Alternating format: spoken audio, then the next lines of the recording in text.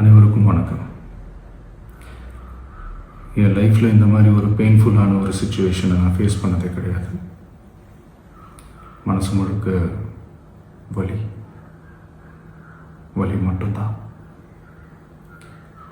இந்த சுற்றுப்பயணத்தில் என்னென்ன மக்கள் பார்க்க வராங்க, அதுக்கு ஒரே ஒரு காரணம் தான், அவங்க என் மேலே வச்சிருக்கிற அன்பும் பாசம். அந்த அன்புக்கும் பாசத்துக்கும் நான் எப்பவும் கடமைப்பட்டிருக்கிறேன். அதனால தான் இந்த சுற்றுப்பயணத்தில் மற்ற எல்லா விஷயங்களையும் தாண்டி மக்களுடைய சேஃப்டி, அதில் எந்த காம்ப்ரமைஸும் பண்ணிடக்கூடாதுன்றதுக்காக தான் அது என் மனசில் ரொம்ப ஆழமாக இருக்கும் அந்த எண்ணம். அதனால தான் இந்த அரசியல் காரணங்கள் எல்லாத்தையும் தவிர்த்துட்டு ஒதுக்கி வச்சுட்டு மக்களுடைய சேஃப்டி மட்டும் மைண்டில் வச்சுக்கிட்டு அதுக்கான இடங்களை சூஸ் பண்ணுறது, அதுக்கான இடங்களை பார்த்து பெர்மிஷன் கேட்குறது, போலீஸ் டிபார்ட்மெண்ட்டில் அதை ரிக்வெஸ்ட் பண்ணி கேட்போம். ஆனால் நடக்கக்கூடாதது நடந்துருச்சு. ஆனால் மனுஷன் தானே, அந்த நேரத்தில் அத்தனை பேர் பாதிக்கப்பட்டு இருக்கும்போது எப்படி அந்த ஊரை விட்டுட்டு என்னால் கிளம்பி வர முடியும்?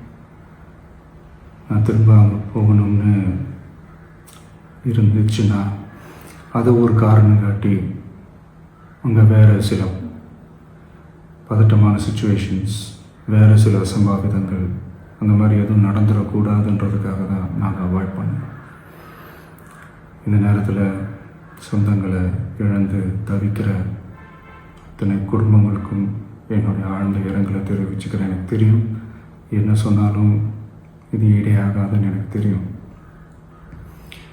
ஹாஸ்பிட்டலில் ட்ரீட் பண்ணிகிட்ருக்கிற எல்லாருமே சீக்கிரமாக க்யூர் ஆகி வரணுன்றதை இந்த நேரத்தில் நான் வேண்டிக்கிறேன். கூடிய சீக்கிரமே உங்கள் எல்லாரையும் நான் சந்திக்கிறேன். இந்த நேரத்தில் எங்களுடைய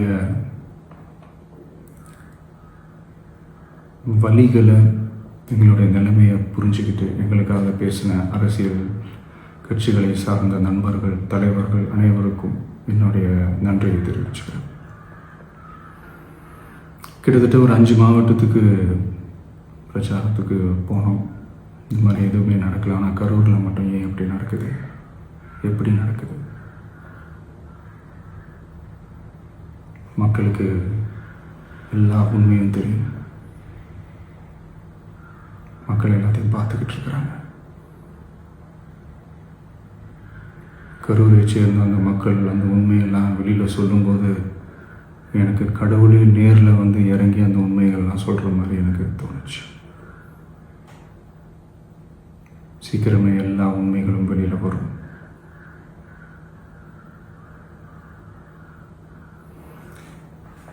எங்களுக்கு தரப்பட்ட இடத்துல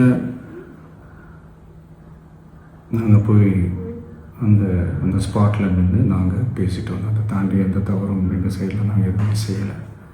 பட் இருந்தாலும் எங்கள் கட்சியை சேர்ந்த நிர்வாகிகள், தோழர்கள் மேலே எஃப்ஐஆர், அது மட்டும் இல்லை சோஷியல் மீடியாவை சேர்ந்த நண்பர்கள், தோழர்கள் அவங்க மேலே எஃப்ஐஆர்லாம் போட்டு இப்போ பிடிச்சிக்கிட்டு இருக்கிறாங்க.